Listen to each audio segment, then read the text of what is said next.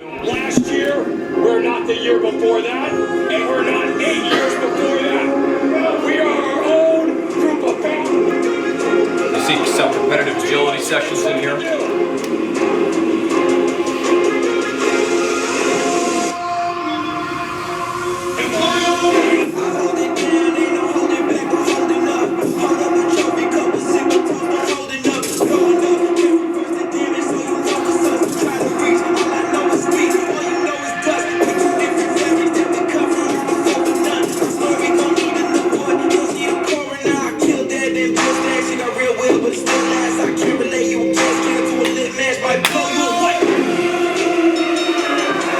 Try to have a theme on squat day in the summer, make it fun.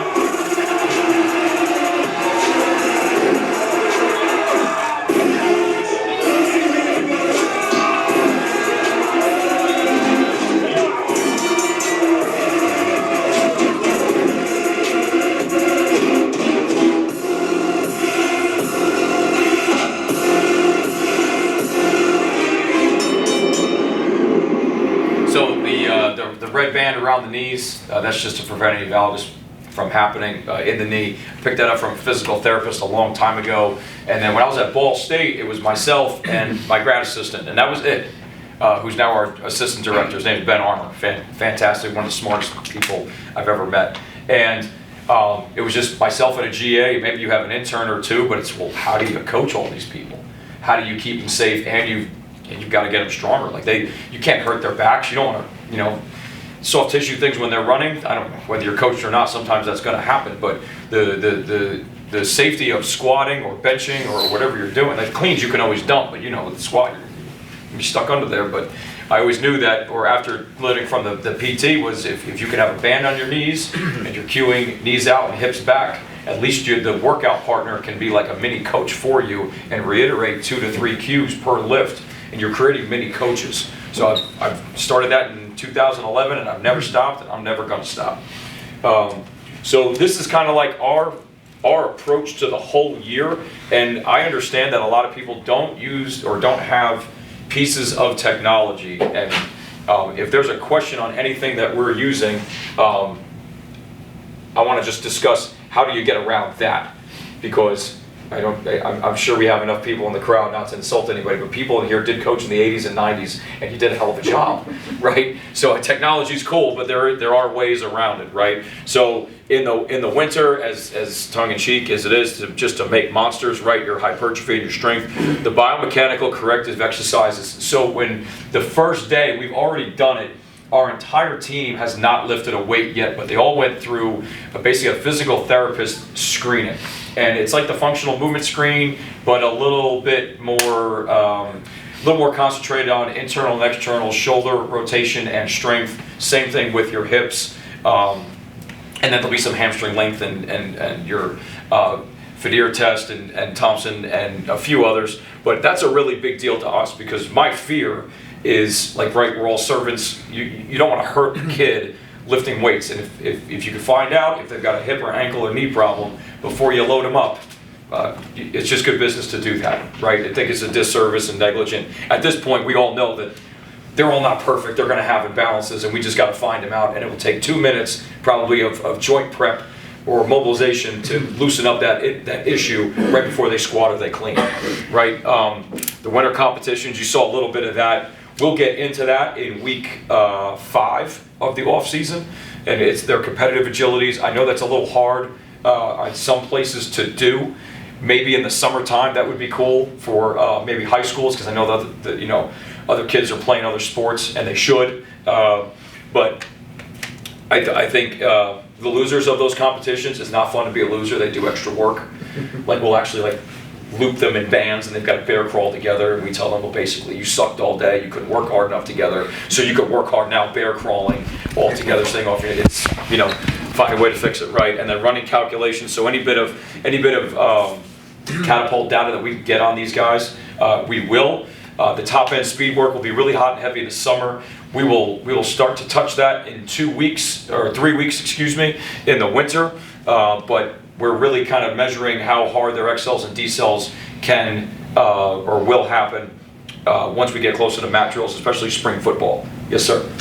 You're saying you're on week 5, you're doing the winter competitions? Yes. Is that the last week before you get into spring ball, or do you have some more time? So we have 7 full weeks. 7 full, okay. Yep, so they'll have those for 3 weeks on Tuesdays and Thursdays. So we're going for a 4-day split for 4 weeks, and then we'll go Monday, Wednesday, Friday lifting weights, and then Tuesday, Thursday, we'll have the competitive agilities. Yes, sir. As far as the KPIs, you're looking at the number of max XL decels or the actual peak XL decel in terms of force? So we basically have like a giant chart of what each position group is mandated throughout practice, and we'll work our way backwards from there. And then like the competitive agilities will really take care of a lot of it.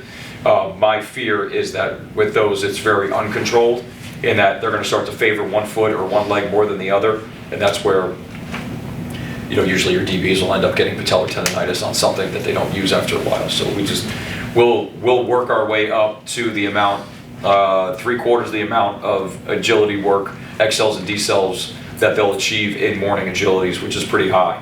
But you know, it's funny. Who was it? It was Brian Edwards. I don't know if anybody knows that name. He was a wide receiver at South Carolina. That was the first time I'd ever seen an athlete wear a catapult unit in 2016. I never had any money at Ball State to see that, or at FIU wasn't really around. And I had noticed for the first time ever, it was blatant, he's pushing off of his left leg more than his right because he tore his ACL in September or August of his senior year.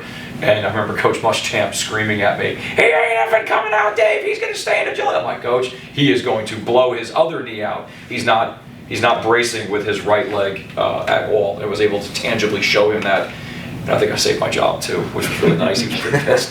Was that looking at the step and balance in catapult? What's that? Did you see that through the step and balance? Yeah, on their IMA chart. Check all that out. But it looks like a spider web. Spring ball, maintaining your strength and your power from the winter. I think that's pretty important. We lift pretty heavy. You know, and I would not be here today, and you know, without a few people. It'd be Robert Moore and John Grieco, and especially Johnny Parker. Johnny is that gentleman. He changed my life, and I don't want to talk about somebody that I spoke to 4 or 5 times. I've literally spoken to him 2 to 5 times on the phone on my way home from work for the past 10 years. He's been like, I've debriefed my day with him, and he taught me I would never be able to do what I thought we could do, lifting heavy in season and in spring ball. It's about the volume. If you can control that, you could lift very heavy loads throughout the entire year, and we've done it. And we'll get into that here in a few minutes. Basically, your running application, we're basically taking what we did here, pushing in a spring ball, and then we have like load managements. So there are some guys that can achieve a 700 player load, like we had Eli Pankel, receiver, and guys, he's like he doesn't stop moving. Like he'll bounce in place and he'll start to accumulate load, or he'll dance the whole time in practice. You kind of want to kill him, but he's the Energizer Bunny and everybody loves him. But you have to know that he's going to achieve a higher player load every day than everybody else. So we basically have a profile for every athlete. What have they done since day one that they've been here to now? Now the rookies, we have no idea. It's kind of, you're going to find out what they all can tolerate. First of all, they have to be able to tolerate the average demands of each position group. Boy, they got to go. They go to Plymouth State, where I went to school. They've been great. Great D3 school in New Hampshire. If you want to ski, you can have at it, guys. All the skiing you want. Summer is a complete package. Your power, speed, and strength. You serve so many masters in the summer. I think it's really cool. The precise running velocity running, that's really hot and heavy. That's where we really start to get into flying 10s, flying 13s, and then flying 20s. Anything longer than that, I don't know if that's really worth doing. That you're holding your breath pretty good on that one. Anybody that says they run flying 40s, I'd love to see it, or they're a liar. That's just kind of how it goes. And then stamina, building our reserves. So we run a ton of 110s in the summer. I love running those. Coach Diaz is a big half gasser guy, so once we get back from 4th of July break, we'll transition from 110s to half gassers. Bless you. So Roderick Moore, if anybody wants to talk to an absolute genius, Roderick Moore is the man to talk to. He's a sports scientist at the Pittsburgh Steelers. He is not a big-time guy. He is ruthless. He ran the craziest, most intense, buttoned up, well-ran, well-executed most amazing technique I've ever seen on a floor. And he was at FIU. He's the man, right? Like that is it. That is my North Star of toughness and running volume. He worked at Tennessee for a long time, working with track and field. That's where his background came from. And he said, basically, you've got to run X amount of 110s in the summer to make sure that you can tell the team and they can tell themselves that they're in shape. Once you get close to the camp, because we had a short summer, we had like 5 weeks one year. So talk about no prep time. And we had max. So, you know, you got to pull the magic wand out the rear end, and that's a task. But that's the best joke I got, guys. I'm sorry. But the stamina piece. So we'll run 110s every Thursday after we always condition after a lift. We never condition before. I know out of convenience people do that, but I'd rather waste the 4 minutes of changing shoes and saying giddy up and get the guys outside than to do your warm up, speed, condition, and then lift because it's convenient. I'd rather lose doing lat pull downs than to have that happen. But we'll run. I don't know if anybody knows Al Miller in the room. Fantastic teacher. He's like he talks like Foghorn Leghorn. If you're going to on the phone now, he's a Feeley boy. You run them tempos at 50 yards up. You run up the numbers. They walk across and run 50 yards back. You can time it if you want to. We should, but it should be a comfortable 70 to 75% pace. Our guys will push 80 a little bit. They can sustain that, but we'll be on the track for 5 weeks. Basically every Tuesday after their leg day. I still believe in running the track. I don't care if it's old school or not. I think that is the way you build a team, especially after lifting legs and they have to go run repeat 300s, 200s, and 150s for time, and you don't make your time.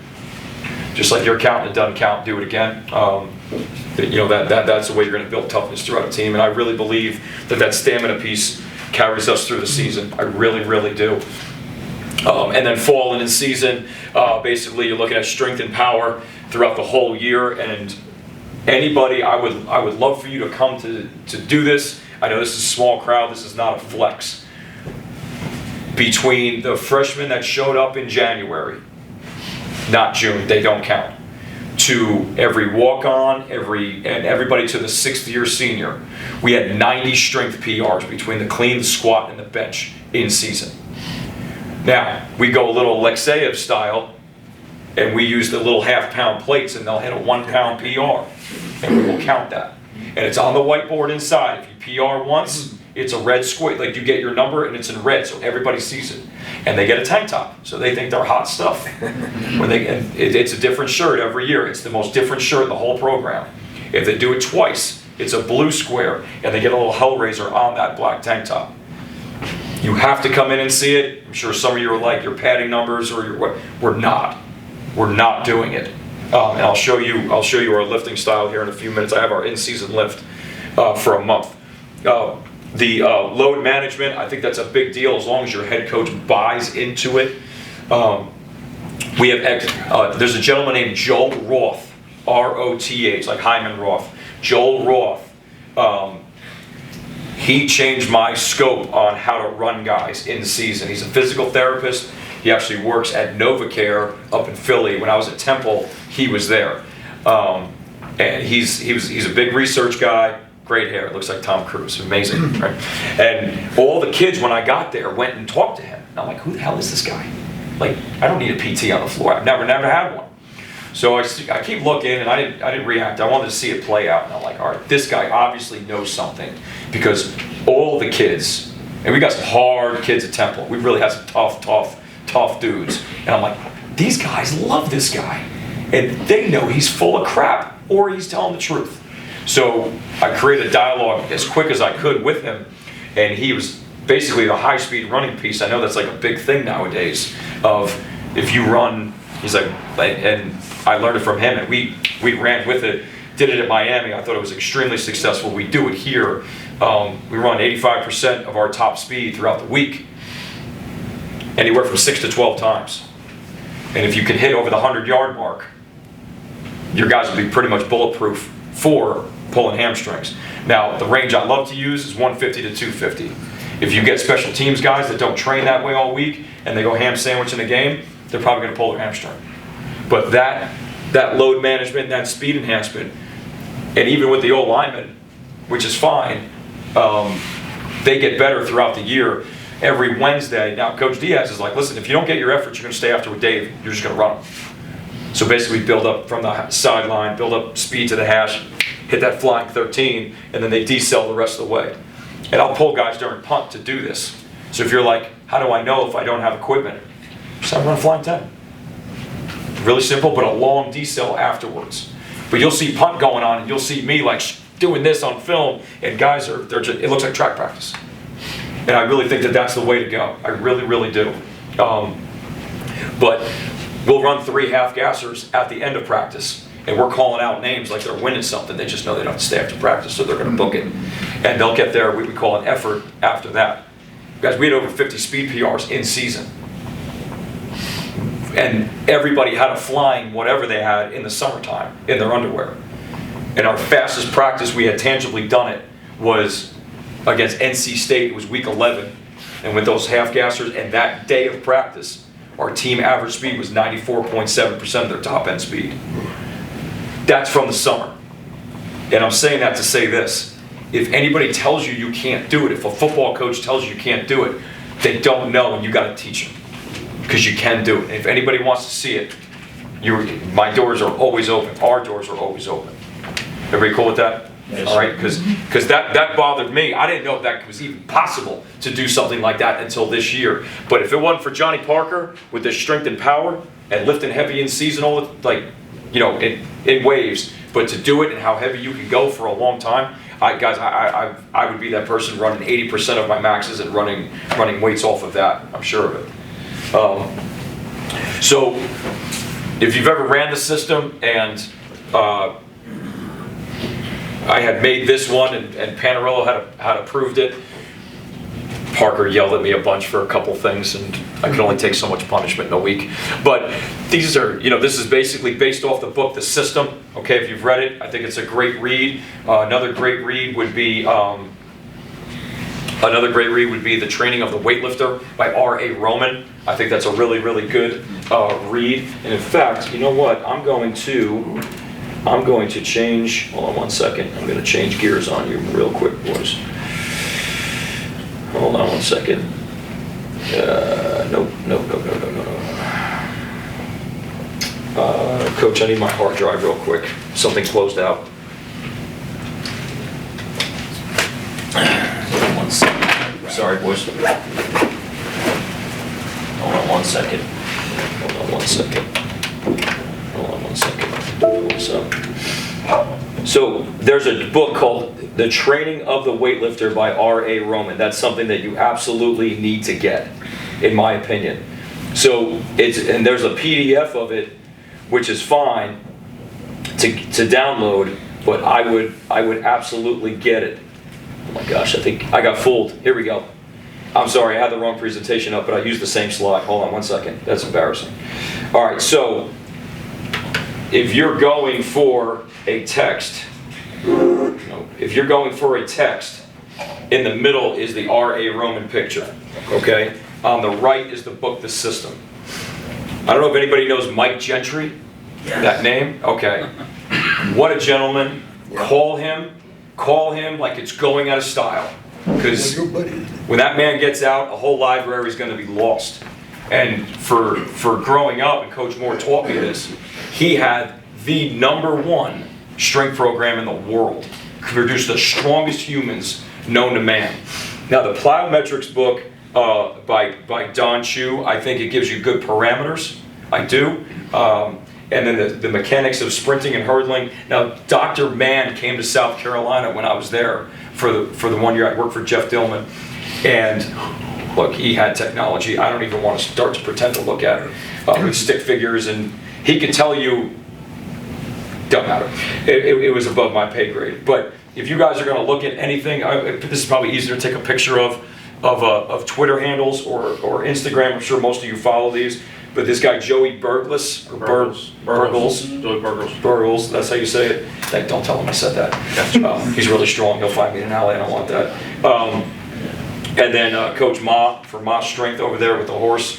But Joey showed, like he's so good. I don't know him at all. I had told him, I was like, listen, this is the most impressive stuff I had ever seen in my life. We'll get to that other slide in a second. Making things fun is something that we'll do up here. Now, this kid should not have been wearing that mask. He literally almost passed out. And I love Joshua, but he's an idiot for doing that. You guys heard a bell going off? So in our weight room, and we started this at Temple, and it was like through our, we had a Rocky theme, go figure. That bell, when that bell goes off, the entire room stops. The whole room stops. And that tells everybody that you're gonna go for a max. Okay? And it doesn't matter if you're a walk-on, it doesn't matter if you're a fifth or now 6th or 7th year captain, or whatever you are, everybody stops. So some of those like hype up, max out videos that you saw weren't just your max squat day in the summer. That's just that's just Tuesday. It just happened. Okay? Last set, best set's kind of our mantra. Whatever you're going to finish, make sure it's everybody remembers it. I put the track on here because I know that people want cleats. They want, my strength coach Donovan Brown in high school is the reason I'm a strength coach today. And we ran on the track, and we were in great shape. And I just don't think you can get away with that. I don't think there's some newfangled machine that can take the place of that. I just don't. And we do it for 5 straight weeks in the summer. And when we do that, just like in the other previous slide, you will find out everything you want to know about your team. From a one-on-one, from a running basis. If you want to know how you can beat somebody, you can outrun somebody. That's how you know you can beat them. I'm a big believer in that, okay? And then these 2 pictures on the left-hand side, I don't know who this little guy is. But those are brunch bells, so we had like juniors coming in. Junior day is like the greatest thing ever, guys, especially when it's every day. But these tables in here, these are brunch bells. Every Saturday we have the guys come in. It's open hours. They can come in if they want or not. They get points for their team. They want points because the last place team sees me at Wednesday at 5 in the morning. But they got to come in. They can do some arms. They stretch out. And really what we're doing is we're trying to build a family, right? Families are built 2 ways, hard times and the dinner table. So if we can beat them up all week and then get them to enjoy each other, and they'll come in at random times and they'll sit at that table with random athletes. Like the DBs, they're not going to go hang out with the offensive line. Let's just call it what it is. Right, they're on a totally different dating scale than the DBs, right? And the quarterbacks, they're on Mars. The specialists, anybody's like, hey buddy, you coming out to play today? It's the way to build a family. It really, really is. And I think it's one of the coolest things that we do. And we will actually play wiffle ball once a year. I don't want you to think we play games once every 2 weeks. But the 32%, that's pretty real. So what's your most important part of your program? So for me, personally, I've got 5 things that I go over every winter. Your lifts, your running drills, your plyos, your culture, and your rules. I look at that every time. And when I meet people, or you have a guest, or you hear, hey, we're doing this, and that, you start to question what you're doing. Or you may evolve. You might have a ton of great ideas, and you become something else than what you really want to be. So with the lifting, my most important lifts, number 1 would be the back squat. Not going to live without it. Okay? You can clean all you want, but you need the horsepower in your legs to withstand force. You have to have it. Okay? There's no eccentric component in the clean. I love the clean. The overhead squat. If you can overhead squat, you can do anything. You can do anything in the entire weight room that you're being asked to do. Okay? Your push presses, I think that's a super important exercise, something a heavy load overhead. Bench pull-ups, your RDLs, and then some sort of walking lunge or step up that will mimic you running in some way, shape, or form in a loaded fashion. And I learned that from John Greco at UNLV, because we had gotten a workout from a position coach within the athletic department. I'm not going to say who it was, they'll find me, but Greek started looking, call him Greek, he looked at it, he started laughing, he goes, ha, come on, where's the step ups or walking lunges? You're going to have hamstring city coming up here. Your high hamstring's going to die. And I was like, oh, could you tell me more? Like I was a G, I couldn't listen to him enough. So your running drills, my most important ones would be your A skip, your high knee, your sled sprints. I think you should sled sprint all year. I think you should sled sprint in season. Okay, so and I'm gonna stop right there at the sled sprinting. We, during our dynamic warm-up, we actually have a resisted towing portion of our dynamic warm-up. So it'll be a green band around the waist, and they'll do high knees for 15 yards. They'll do a 5-yard march and a 10-yard sprint, or a 10-yard march and a 10-yard sprint. It's only 2 reps because we got to get to practice. But we all know if those glutes and calves are kept honest, because it's really, the insurance on the hamstring is your glutes, right? And you all know, like, if they're cold, they can super compensate, or they can ditch away, or they can shy away from one leg more than the other, and then they get a soft tissue problem. Like, how did that happen? I mean, I don't know, but I know it can help prevent it. Towing. That's what we'll do it. Okay, big believer in it. Anytime we have a person pull a hamstring, they are towing a sled. They're pulling a sled within the first 4 or 5 days and then pulling. It's just how much resistance is it? Hey, Coach, Yes, sir. let me ask you something. You said back squat. Do you go 3-week back squat, then 3 weeks front, then 3 weeks overhead? Do you mix it up, or you stay with back? So the second day of squat, we'll squat twice in a week. The second day is where we start to change.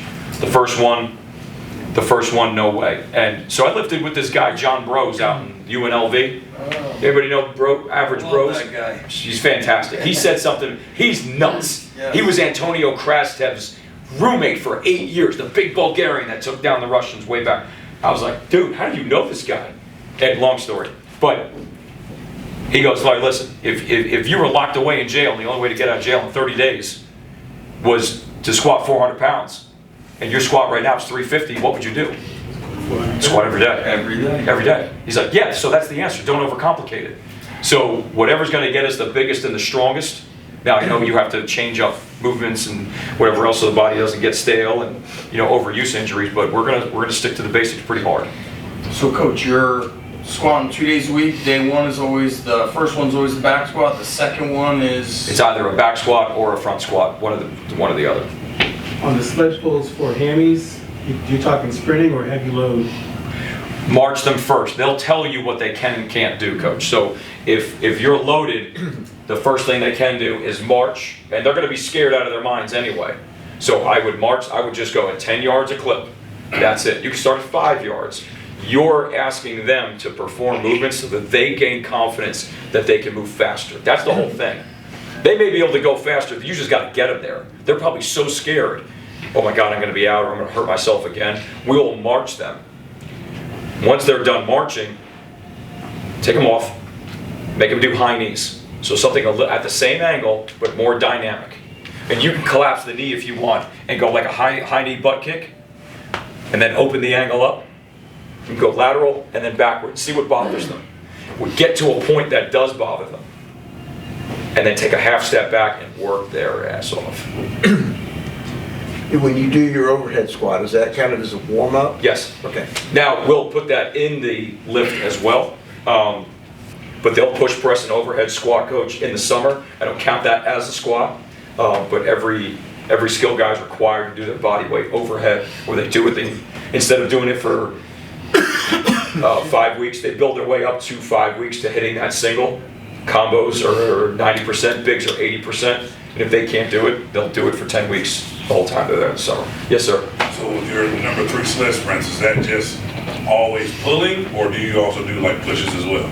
Or a combination of? We'll push in the off season. In season, it's a lot of towing. If they're hurt, we'll push as well. The wicket runs. Has anybody seen? We've all seen those little mini hurdles, right? And there's a few ways you can do that. I was a little resistant to it at first. I was like, I don't know. I had to learn more about it, and I've only been using that for the past 4 years. I think it's really interesting because we have a 10-yard run-in.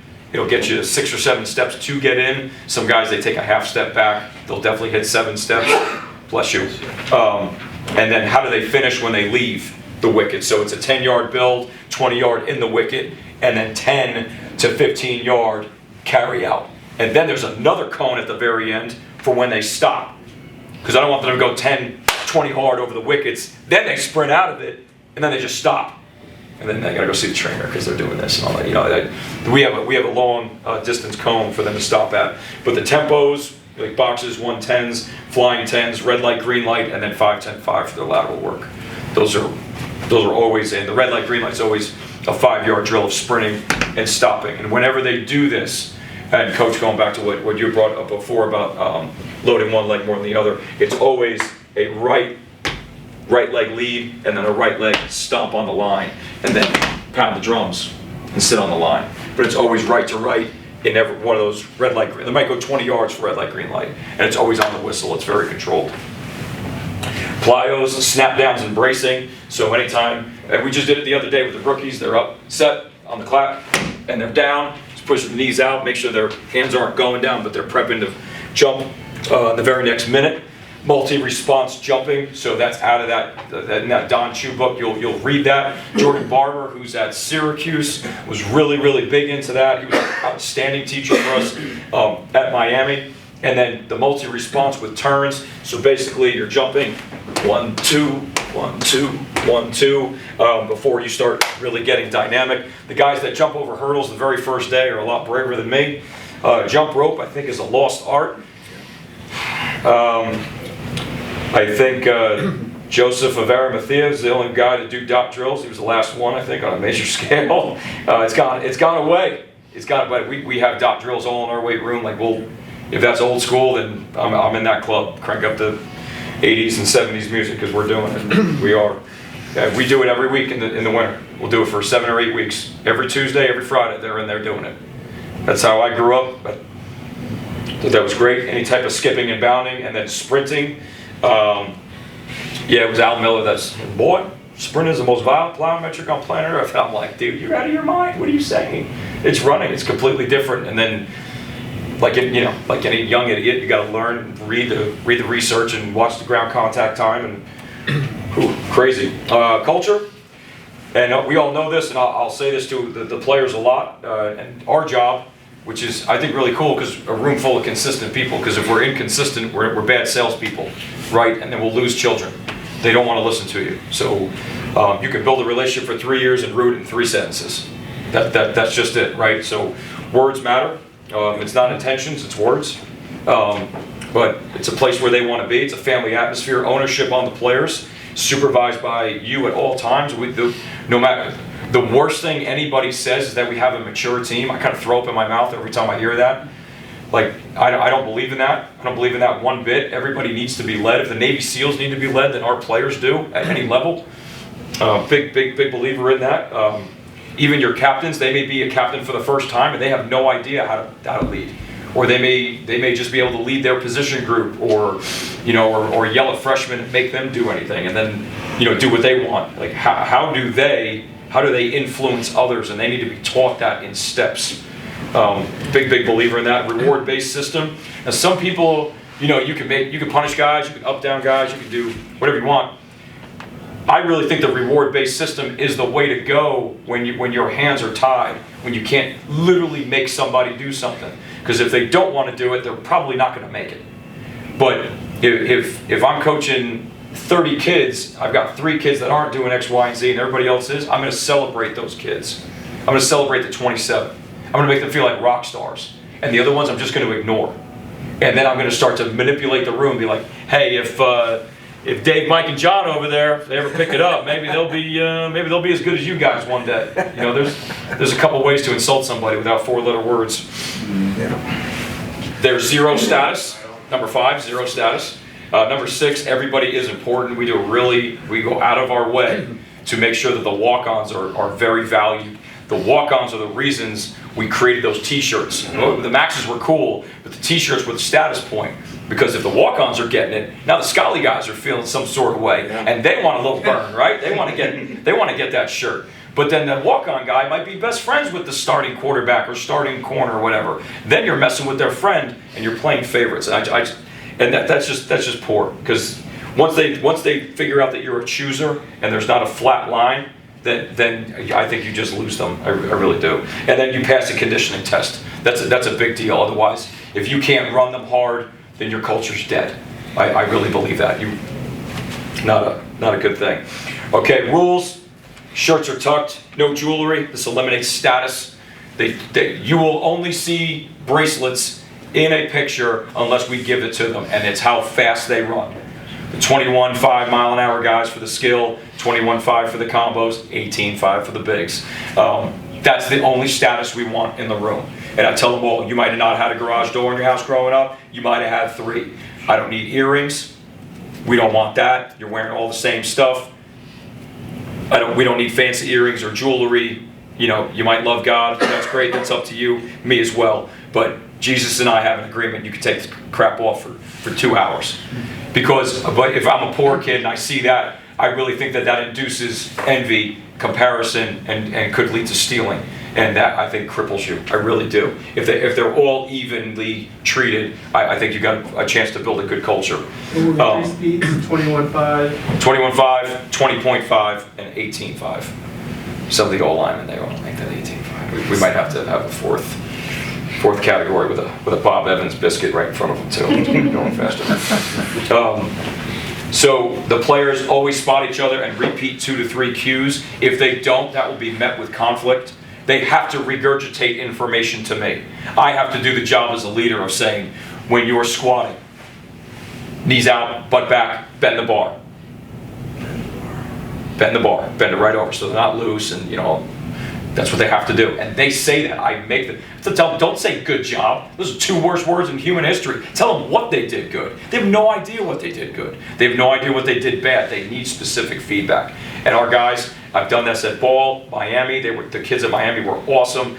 Temple, and here it can absolutely be done. And it gives the guy ownership as well.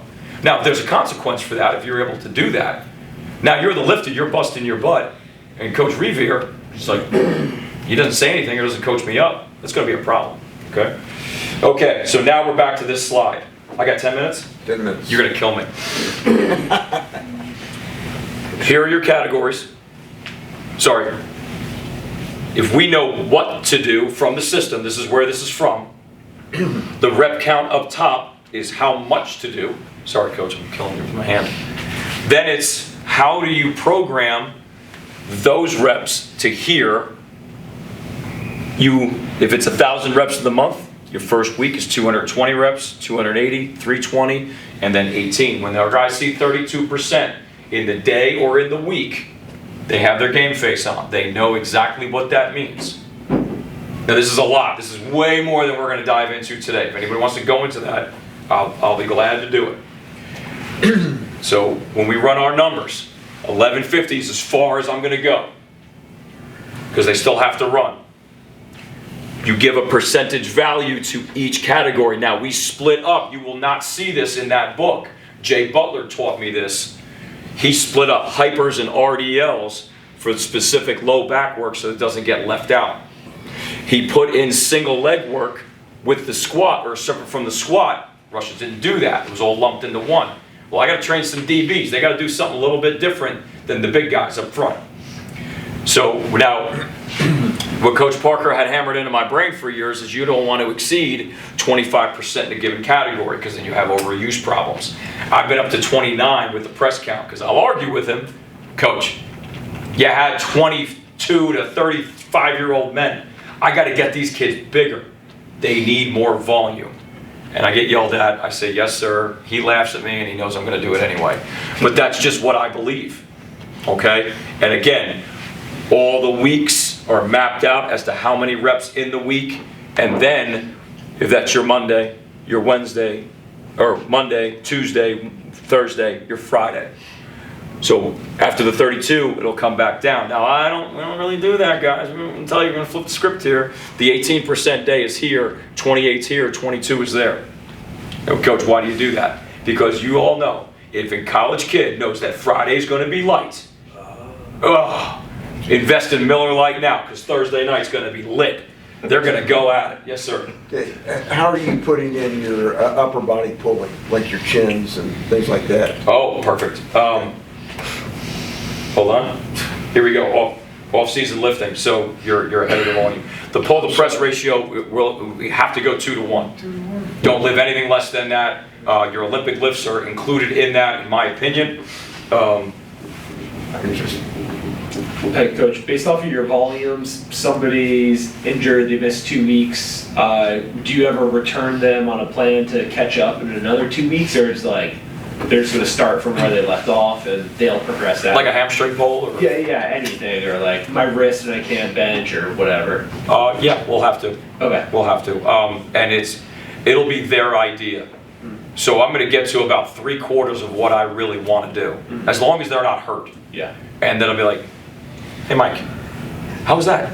Oh, that was good, coach. Do you want to go up 5 pounds? Yeah, can I? You know, like I'll always make it, once you make it their idea, they'll do a little bit more on the first day than you dictating to them. And I'd rather be just under than a little bit over. I really would.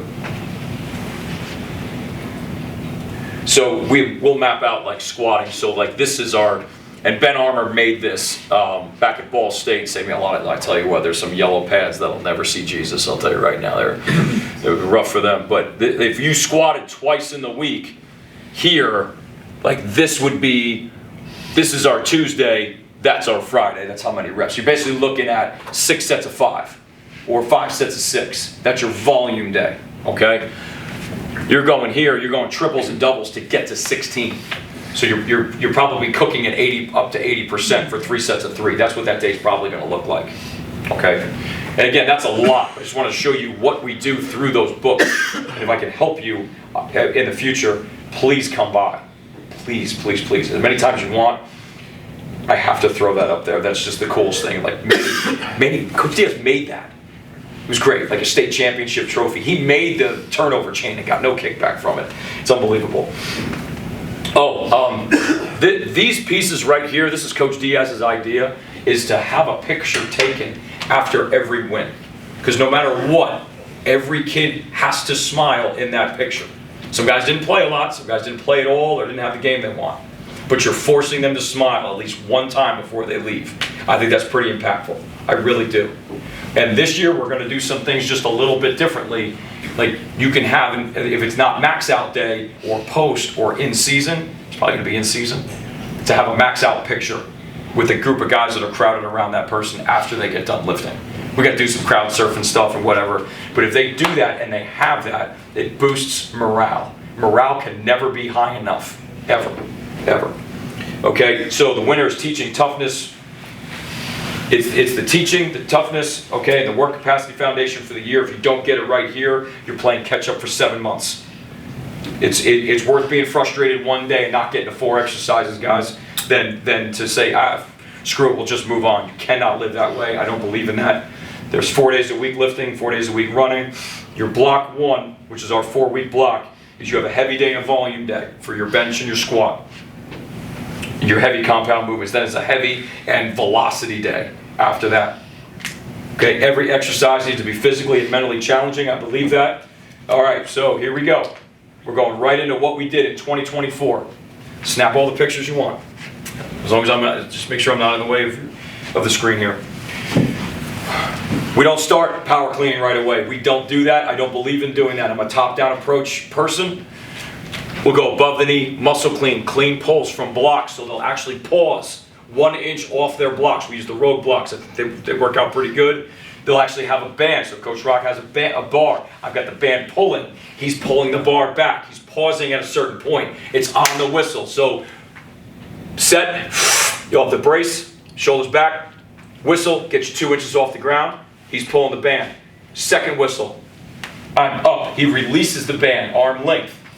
So now he's not pulling when I'm at the top end. I'm continuously pulling the bar till I'm up here, and then they drop the weight. I think that's a really cool tool. I got that from the gentleman at LSU Shreveport. Oh gosh, Dr. Pierce. Here's Dr. Pierce. Anyway, eccentric bench. That's the first day. They're going to do this on Tuesday. This is exactly what they're going to do. Okay. The blue means it's straight up. It's just 70% for 3. Seated barbell military, chin-ups, and bent over row. They go in a circuit. Okay? Here, above the knee muscle snatch and overhead squat, eccentric back squat for 2 sets, 2 by 3 normal. That's it. That's their whole day. We do Javork complex every day. The first week, 3 times the second week, 3 times the third week. After 5 weeks, they do their test. So Al Miller had an 18-week block way back in the day. It doesn't exist anywhere. So we kind of use a backward approach to it. You could get a hypertrophy effect from that. You can get in pretty good shape doing the Javork complex. Yeah. I think it's like wrestlers' best friends to do stuff like that. They're crazy, those people. Speaking of crazy wrestlers, this crazy wrestling coach is the reason we do gymnastics. I saw him talk about it in Utah in 07. Oh my gosh, we do it. Still the best presentation I've ever seen. But your RDL shrug calf raise, so they have to RDL stop, shrug and calf raise up, okay? And then shrug afterwards. This is our Friday. They'll do a 4-position jerk complex with the bar and then 95 pounds. There's your Javor complex again. Their test will be 4 sets of 6. The skill guys have to do 50% of their body weight, the combo 45, and the bigs 40.